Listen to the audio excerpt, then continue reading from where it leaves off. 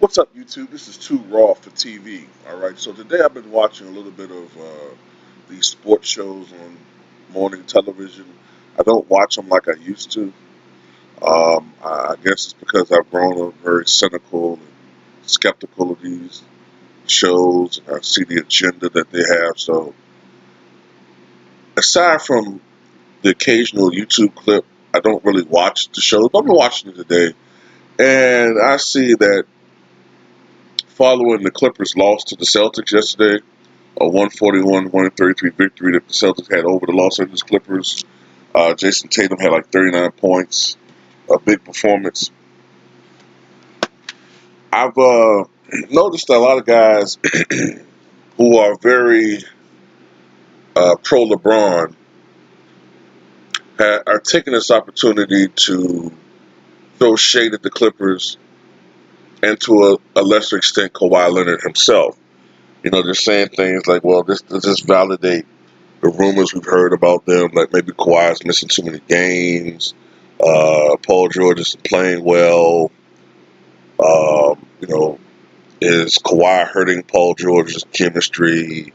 Uh, is it true that some guys are complaining about their roles and their diminished roles, and all these different things,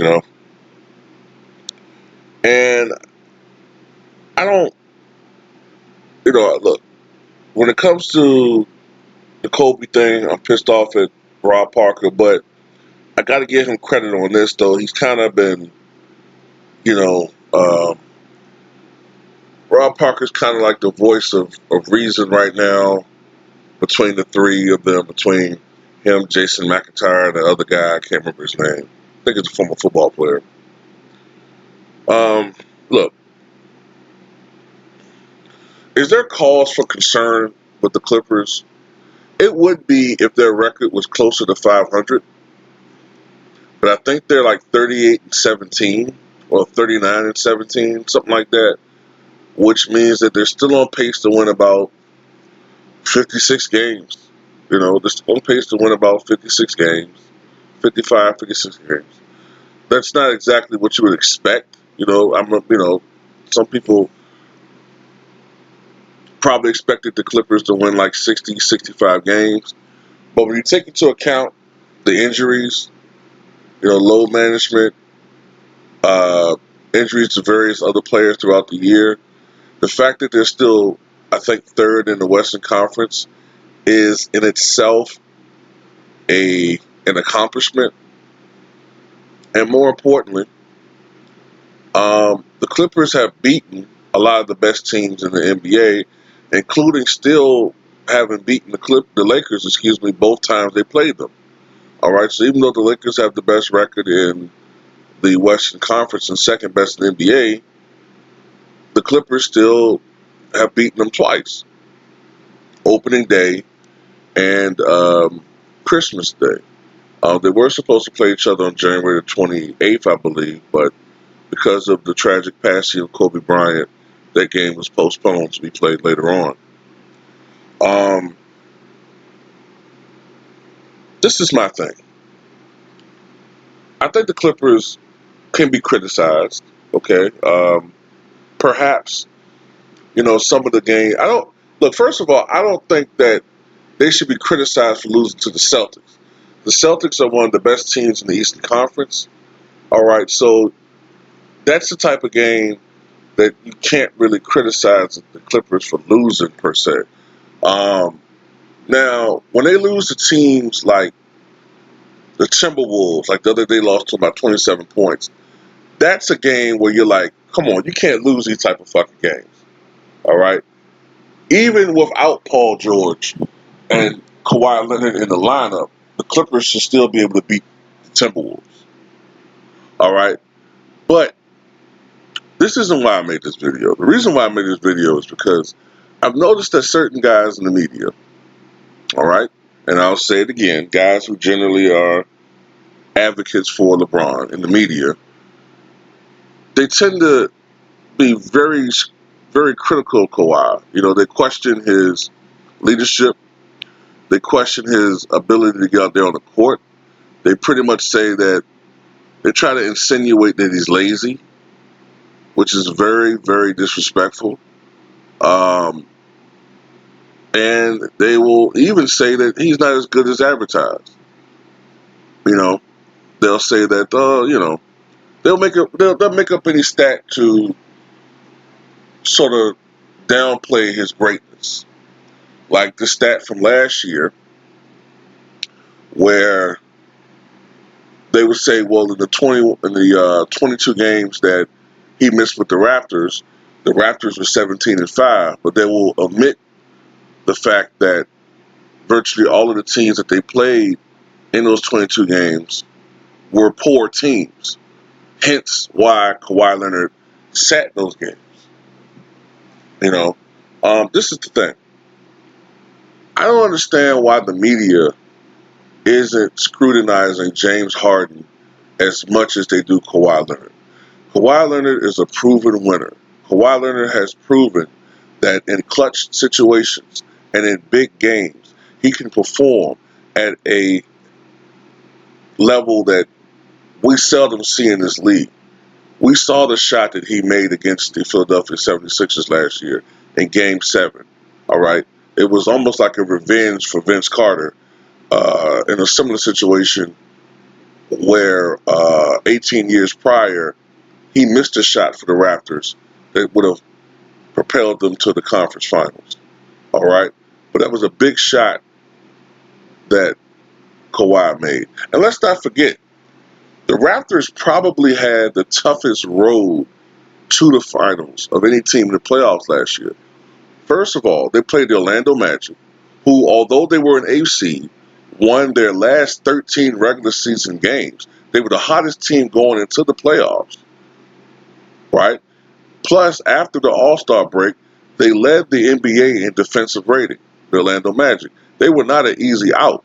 Then the next round, they played the Philadelphia 76ers, who have that awesome tandem last year, a trio, actually, of Ben Simmons, Joel Embiid, and Jimmy Butler last year. Then, of course, they came back from a 2-0 deficit and dismantled the Milwaukee Bucks, a team that you guys all knew I was rooting for last year. Then in the finals, Toronto Raptors, all right, led by Kawhi Leonard, took down the juggernaut. I understand Kevin Durant didn't play for the most part. I understand that DeMarcus Cousins was hurt. I understand that they lost eventually in that series Klay Thompson. But the fact remains that they beat the Golden State Warriors in the finals. But yet, this doesn't seem to come up much with these guys, right? It's all about how Kawhi somehow has to prove that he's a winner. He has to prove that he's a champion, all right? Which I don't understand.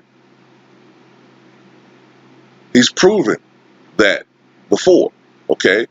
He helped to lead the Spurs in a victory against LeBron James many years before when he won Finals MVP. All right, so he's beaten LeBron James before in the NBA Finals. What I don't get is why these guys don't show the same energy, all of them, to James Harden. Because James Harden has won nothing. James Harden has done nothing but prove that he can score big in the regular season. That's all he's accomplished. I hear these guys constantly say that James Harden is a perennial MVP candidate, but how is that the case when time and time again he has never proven that he can replicate what he does in the regular season and the playoffs? That's the only gripe I have about these guys. One of the few gripes I have. You want to get at Russell Westbrook? Fine. I understand that. Okay, I get that. You want to get at Paul George for his past? Okay, even though Paul George has shown that he can hit big shots and be a big-time player, but fine, okay. Paul George hasn't won anything. But you guys don't show the same fucking energy for James Harden. That's what gets under my fucking skin. Okay? I don't understand it. James Harden has choked in the playoffs time and time and time again. He choked in the 2012 NBA Finals. He had an epic choke job against the San Antonio Spurs a couple of years ago. All right. Although statistically he performed pretty good against the Warriors last year, they had no business losing that game 6 without Kevin Durant with the Warriors. Okay. Steph Curry went off in the second half, and James Harden on cue faltered in the fourth quarter down the stretch, only scoring 5 points in the quarter, and turned the ball over like probably 3 or 4 times in the quarter. All right. He's choked in various other playoff situations. All right. His whole team choked against the Warriors in 2018, a game that they should have fucking won. That was the biggest choke job perhaps in the history of the NBA. Okay. I would say that was one of the biggest choke jobs in team sports, right along with the then Houston Oilers blowing a 35-3 lead against the Buffalo Bills in the playoffs. That was right up there with it. Okay. I just don't understand why all of these choke jobs get forgotten with James Harden, but with Kawhi Leonard, with some people, he's so scrutinized, even though he's a two-time champion, even though he's a two-time Finals MVP, even though he's a two-time Defensive Player of the Year award winner. All right, that resume alone puts him in the Hall of Fame. All right, that resume alone puts him in the Hall of Fame. Now, I guess you could make the argument, well, expectations are different for Kawhi Leonard as opposed to James Harden. Then if that's the case, then stop saying that James Harden is a perennial MVP. Stop saying that James Harden is the best player in the NBA, which they've done sometimes when he goes on these little scoring tears of his. All right? Stop saying that shit. But that's my thing. Kawhi Leonard deserves a lot more respect. Still think that he's probably the best overall player in the NBA, although I think Giannis is the most dominant. And at the end of the day, I think that Kawhi Leonard and the Los Angeles Clippers will be fine. Um, we're in the playoffs. They're in the playoffs. I think that in the playoffs, this team will really rally. They will really band together. Um, it's possible that they may be going through the motions a little bit right now. That's not always a good thing. Sometimes I do think the Clippers turn it off and on as far as that switch, and that can be a problem. That's partially why I think their record isn't as good as it should be. But I'll close out with this.